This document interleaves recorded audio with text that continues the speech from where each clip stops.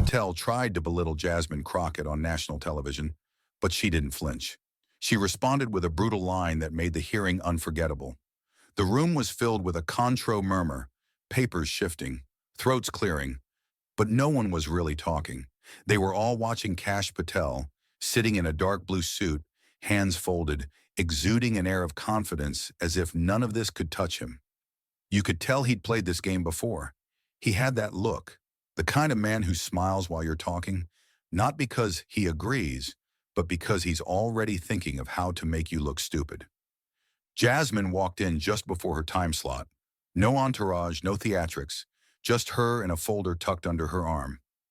Her steps were measured, heels striking the marble floor in a steady rhythm. She took her seat at the long curved table without a word. Just a brief glance at the untouched stack of papers Kash had brought, probably just for show.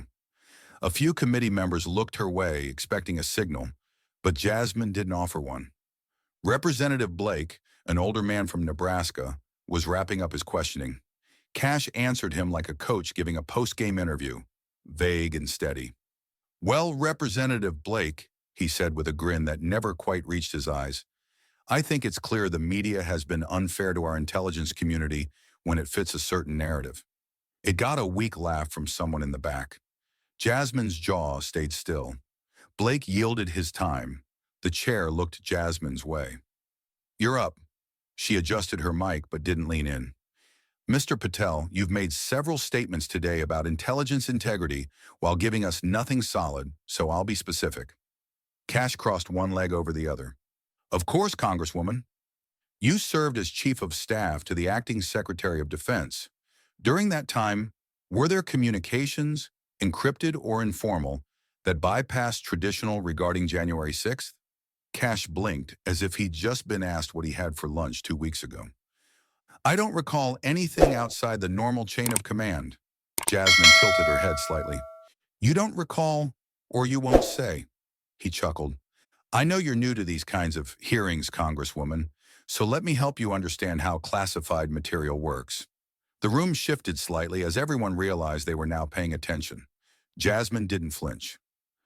"The only thing thinner than your answers today, Mr. Patel, is the veil over your loyalty, and we all see right through it." No shout, no raised voice, just clarity. It hit like a slap across the face. A sharp inhale cut through the silence, followed by a few short gasps. Someone near the back whispered, "Damn!" And then nothing. Just silence. Kash looked like he'd swallowed a marble. He opened his mouth, but the words didn't come out right away. The pause spoke louder than anything that followed. Kash tried to recover. He let out a forced laugh and shifted in his chair. "I see we're going for theatrics today." He looked to the chairman, hoping for a rescue. "Is this really how we're conducting oversight now?" The chairman, a veteran politician from Arizona, didn't lift his gavel. He just nodded at Jasmine. "You still have time." Jasmine didn't look at Kash. She kept her eyes on her notes. Her calm was disarming. She wanted answers, and people watching knew it. "Mr. Patel," she continued, "you claimed earlier that protocol was followed in all communications, that no orders we issued outside the proper chain, but multiple whistleblowers, all cleared, all verified, have indicated otherwise." Kash leaned forward, trying to regain control. "With all due respect, Congresswoman, hearsay doesn't count as evidence. And smirking doesn't count as testimony." A few chuckles came from staffers near the back. One aide stifled a cough that sounded suspiciously like a laugh. Kash's eyes darted to them, but he quickly turned back. "I have served this country honorably." "No one's questioning your service," Jasmine interrupted gently but firmly. "We're questioning your choices." She leaned in, meeting his eyes. "If you're here to protect someone, say it. If you're here to tell the truth, then tell it. But don't insult this room by pretending you don't know the difference." This time no one laughed. Every face was turned toward the exchange, and Kash knew it. His expression shifted. Not angry, more careful, like a man who realized he might have underestimated the room. "Congresswoman," he said, voice flatter, "as I stated earlier, I'm happy to provide what's been declassified." She nodded slowly. "Then I'll ask again, and let's keep it simple. On the day of January 6th, were any military units placed on standby that had not been previously scheduled for deployment? Cash hesitated. I would have to refer back to the timeline submitted by the Department of Defense. Jasmine leaned back in her chair. Not angry, not smug, just done. That's not a no. That one line cut deeper than all the questions before it. He didn't have a clean answer. He had deflection, and the silence that followed was brutal. One of the junior representatives leaned forward and whispered something to the person beside her. Cameras caught the whisper, but not the words. It was clear what it meant. This wasn't just another grandstanding moment. Jasmine had landed a hit, and it was clean. Meanwhile, Cash's demeanor was shifting. The smugness had thinned. He was answering more cautiously now, watching his phrasing. But Jasmine didn't push harder. She'd done what she came to do. She'd cut through the wall of practiced vagueness and showed the public what accountability looked like. The most dangerous person in the room isn't the one who yells. It's the one who listens, waits, and then says exactly what everyone else is thinking. Jasmine had just done that with no theatrics, just precision. Outside that room, things were starting to stir. By the time the session ended, it wasn't Jasmine who left first. It was Cash. He packed up his folder a little too quickly, stood a little too fast. The smooth operator from earlier now had a tightness in his mouth and a flicker of embarrassment in his eyes. He gave a slight nod to the chairman and made for the exit without looking back. Jasmine, seated, collecting her notes slowly, her expression unreadable. Outside the chamber, reporters had gathered. Microphones shoved forward. Questions shouted, everyone trying to piece together the quote they'd just heard. Congresswoman Crocker, can you clarify what you meant by, was that comment directed at Cash Patel's involvement in January 6th? Do you stand by that remark? She didn't stop. Just a calm, check the transcript, as she moved past them with her aides. No smile, no victory lap, but behind her, the story was already writing itself. By the time she got back to her office, a junior aide was waving a phone. It's already on Twitter. 200,000 views. It's everywhere. Jasmine set her folder down. The aide nodded faster. It's on every platform. The clip, the quote, people breaking it down word by word. Some are calling it the moment the hearing actually meant something. Another aide walked in, tablet in hand. CNN just aired it. MSNBC ran it twice in the last hour. Even Fox picked it up, though they're editing it differently. Jasmine sighed. Let me guess. They cut the question and kept the sentence, framing it as a personal attack instead of a demand for accountability. She sat down, rubbing her temples. Figures. Viral moments are never under your control. Once they leave your mouth, you can mean every word and still have it twisted. Still, she had no regrets. Her chief of staff, Lydia, an older woman with a dry wit and decades of experience, came in with a coffee. You didn't plan that line, did you? Jasmine shook her head. No, it just came out. Well, Lydia said, placing the coffee down, you shook the damn walls with it. And she had. The clip bounced from phones to newsrooms to dinner tables across the Coon.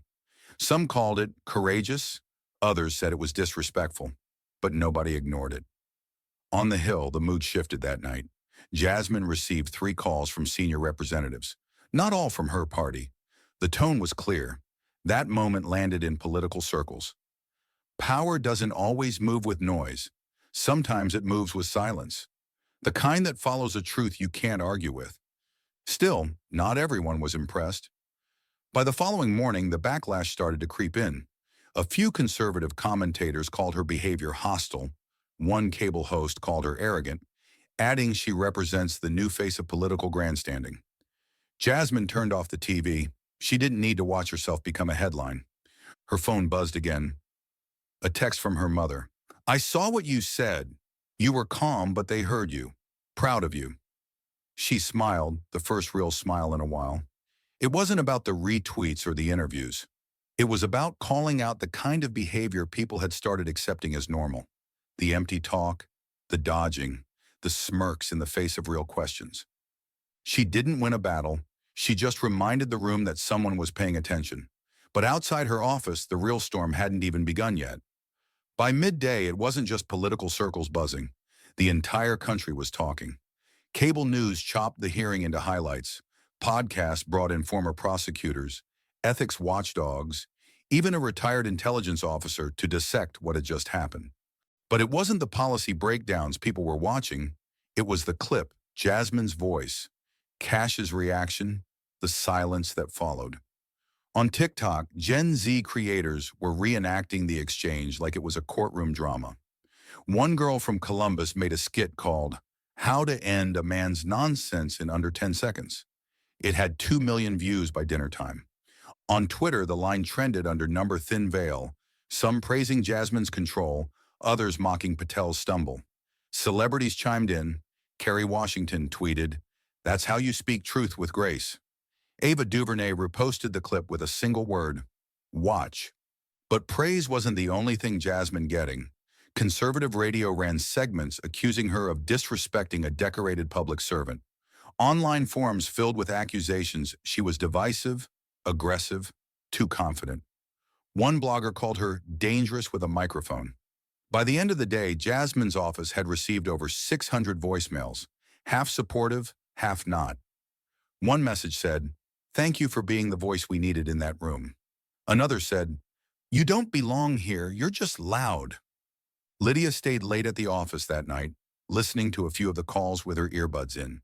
She took notes, sorted the hate from the praise, and deleted the worst ones before Jasmine could hear them. Meanwhile, in Dallas, Jasmine's district, people were organizing. A local college student put together a panel discussion about political accountability, using Jasmine's moment as the centerpiece. A retired school teacher made buttons that said, "I see right through it." And still, Jasmine stayed quiet.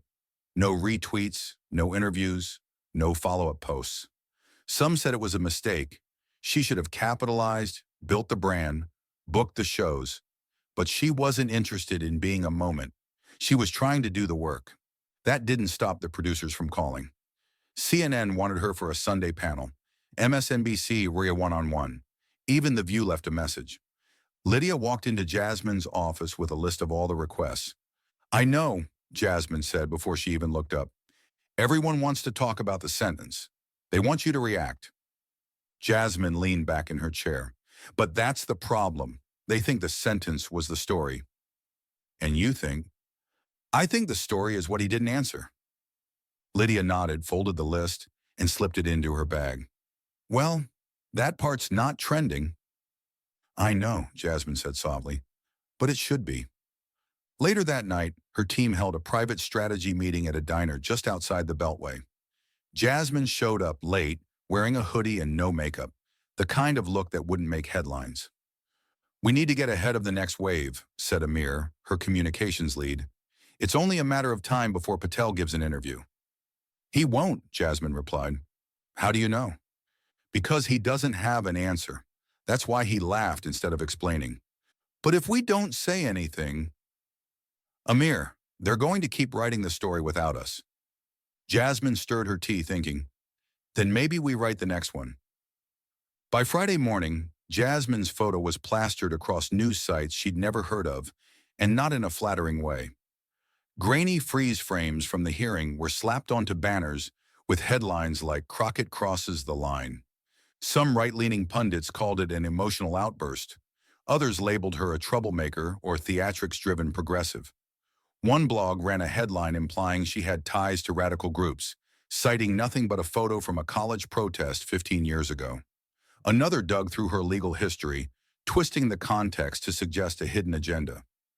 Jasmine's office phone rang so often her staff set it to go straight to voicemail. Her email inbox was flooded, some with support, but plenty from people telling her to watch herself or worse.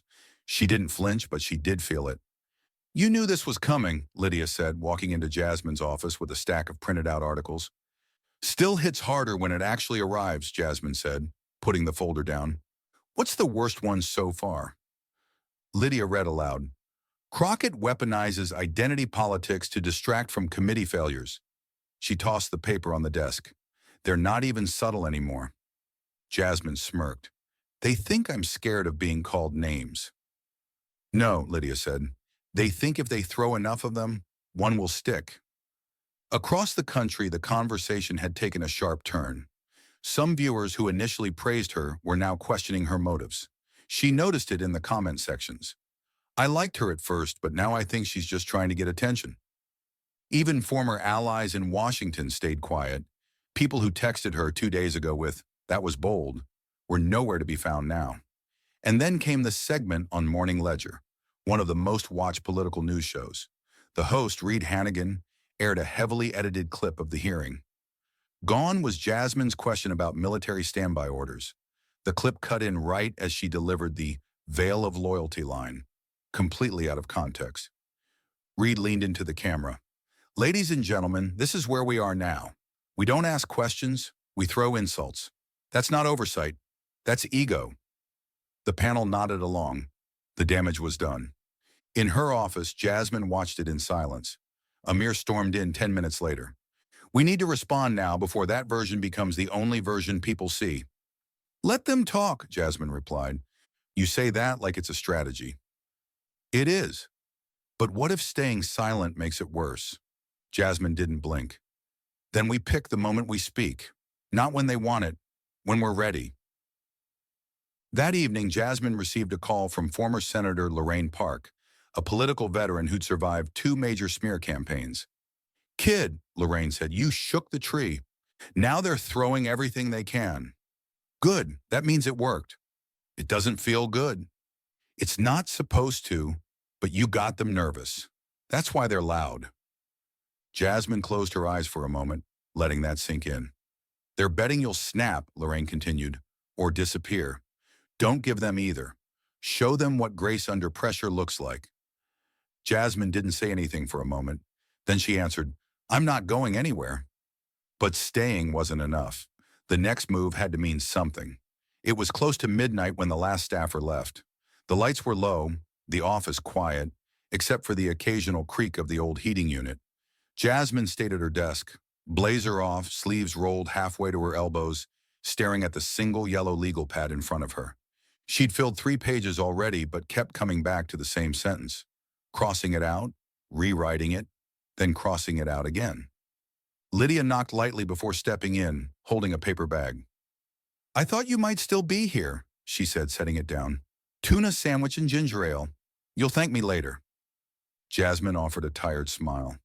What would I do without you?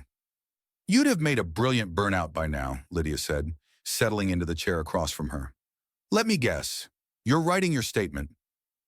Jasmine nodded. Trying to. I want to get it right. Well, you're not running for anything, so don't write like a candidate. Speak like you would if no one was watching. That's the problem, Jasmine muttered. Everyone's watching. She leaned back, letting her chair creak under the weight of her thoughts. I didn't come here for headlines. I came to push real conversations into the open, to stop letting people like Patel use coded language and smug half-answers to dodge truth like it's optional. Lydia studied her a moment. You know what this reminds me of? Jasmine shook her head. That day in Austin when you were a public defender and that DA tried to intimidate you in front of the judge. Jasmine laughed lightly. You mean when he told me I didn't understand how real courtrooms worked? Exactly. And you calmly walked over, handed him own case file, and pointed out the 2 constitutional violations he missed. That wasn't calm, Jasmine replied. I was shaking inside. But no one saw that. You looked unbothered. That's what I'm supposed to do now, right? Lydia shrugged. Number, you're supposed to tell the truth, whether it's pretty or not. Jasmine picked up the pen again, tapping it against the pad. I just don't want this to become about me. That sentence, it wasn't a gotcha moment. It was frustration. Months of watching powerful people dodge the public like they're smarter than everyone else. She looked up. I need to say that clearly, without the spin. Lydia stood and adjusted her scarf. Then write that down, word for word. After Lydia left, Jasmine turned back to the pad. The room around her faded. She wrote, When I asked Mr. Patel about bypassing military protocols, I wasn't trying to score points. I was trying to protect a truth we've been too comfortable ignoring, that accountability isn't optional. It's the bare minimum. She sat back. Finally, something honest. Her phone buzzed. A text from her college roommate, Ava, now a nurse in Oakland. Don't let them drag you down. You're doing the work they won't. A moment passed. Jasmine looked at the message, then around the quiet office. Behind her desk were three framed photographs: her father in his post office uniform, her campaign team on election night, and a group of teenage girls from a high school civics class she'd spoken to the year before. That last one was the reason she stayed late, worked weekends, skipped sleep. She picked up her phone and started typing to the press team. Subject, draft statement.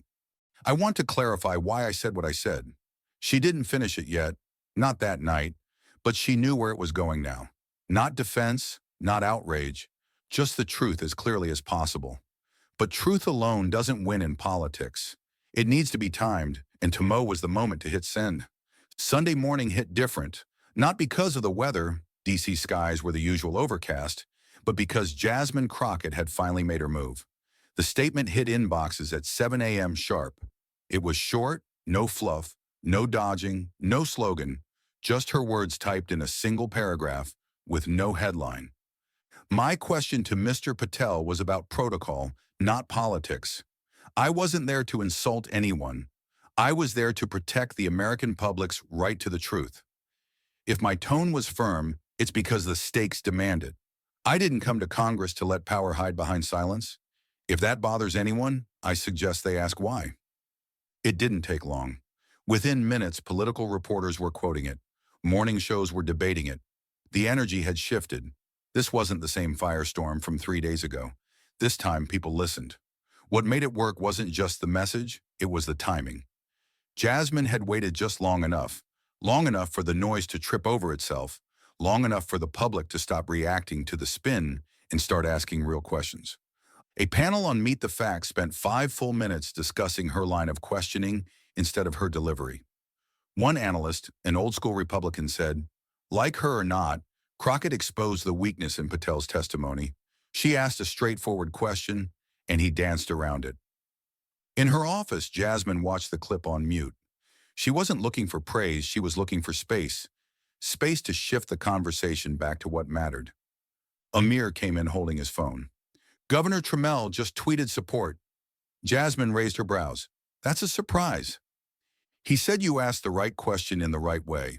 He's calling for Patel to testify again. A full review. Wow, and get this. 3 former intelligence officials have now confirmed Patel was in classified briefings the morning of January 6th. 2 said he refused to document anything. Jasmine leaned forward. You sure? Amir nodded. We've got the sources lined up. The committee's prepping subpoenas as we speak. She didn't smile, not yet, because this wasn't over. But the foundation was shaking. What started as a sharp sentence was now pulling threads loose. People who were silent before were beginning to speak, and that's all she ever wanted. Accountability that couldn't be avoided. Later that day, she was invited to speak at a small event hosted by the Women's Alliance for Civic Engagement. Just a room of 50 or so people in folding chairs inside a community center off 16th Street. No cameras, no press, just a microphone on a metal stand and an audience that came to hear, not judge. I know the country saw a clip this week, she began, but that clip wasn't about going viral. It was about asking someone who's been handed power to explain how he used it or why he didn't. She paused. Some of the older women in the room nodded. I've been talked over and dismissed more times than I can count. And I've learned that when your voice finally cuts through, people call it aggression, even when all you did was tell the truth.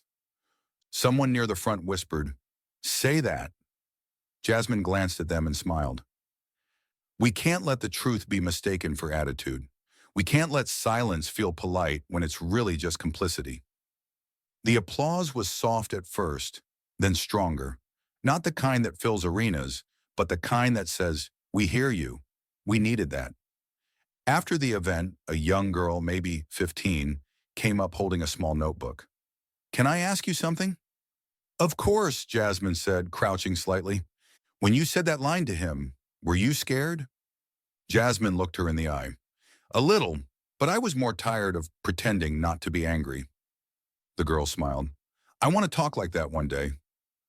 You already do, Jasmine replied. You just haven't had your moment yet. But the next moment was already forming, and this time the world was paying attention for all the right reasons. The Monday after Jasmine's statement, the tone on Capitol Hill had changed. It wasn't loud or dramatic. It was a quiet shifting of posture. Conversations paused when she walked by. People who hadn't spoken to her in weeks suddenly had warm greetings, some with cautious admiration, others with clear respect. Even behind closed doors, things were different. The Oversight Committee scheduled a follow-up hearing, not in response to public demand, but because internal pressure had started mounting. Two members who previously dismissed concerns about January 6th logists were now requesting classified briefings. One staffer who had once rolled his eyes when Jasmine spoke now quoted her during a prep session. And Cash Patel? He stayed quiet. No interviews, no social media posts. His team declined all appearance requests. Rumor had it his counsel was advising him to stay low until the noise died down. Only it wasn't dying down. The public had moved past the viral clip. They wanted the rest of the story.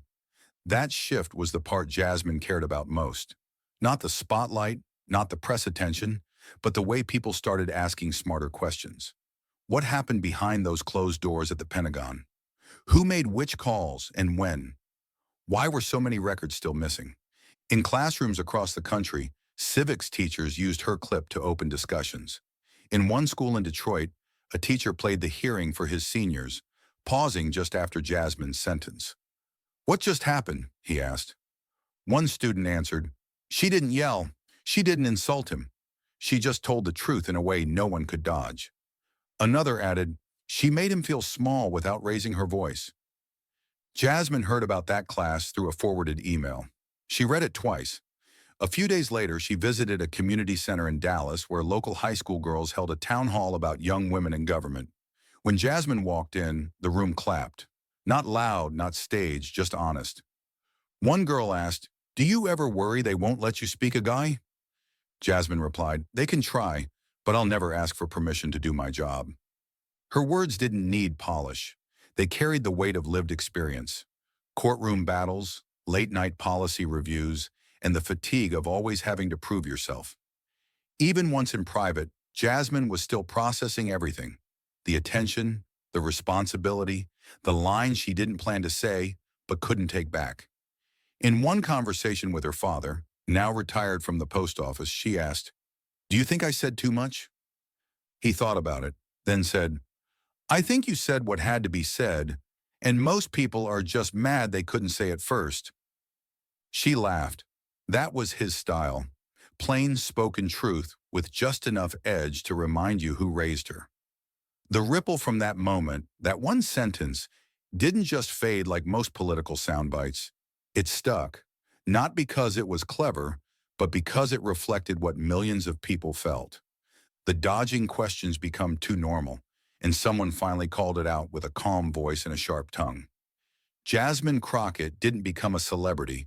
She became something rarer, a mirror, not just for the public, but for Congress itself.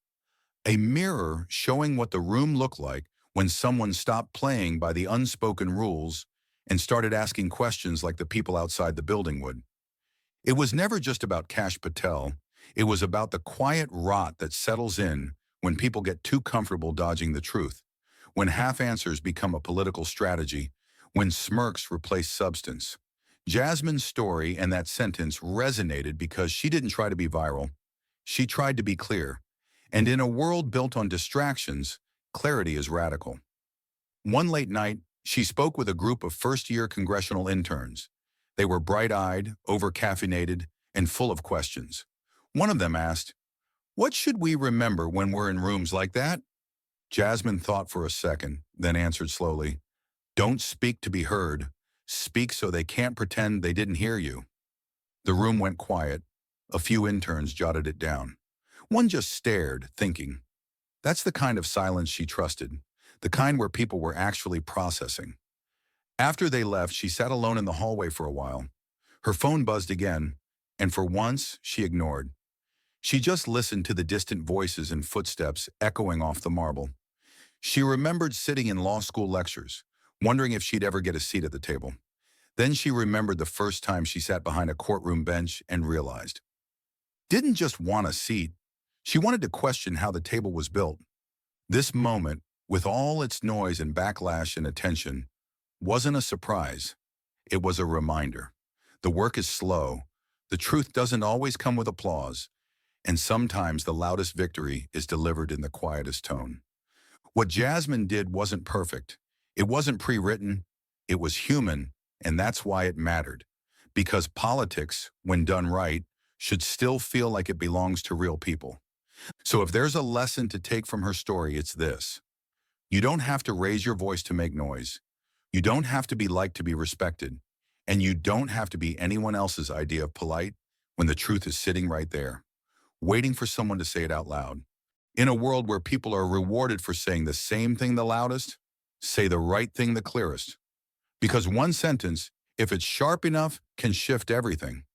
If this story made you stop and think, or if it reminded you why real questions matter, hit that subscribe button. There's more where this came from. More truth, more clarity, and more voices that don't play the game.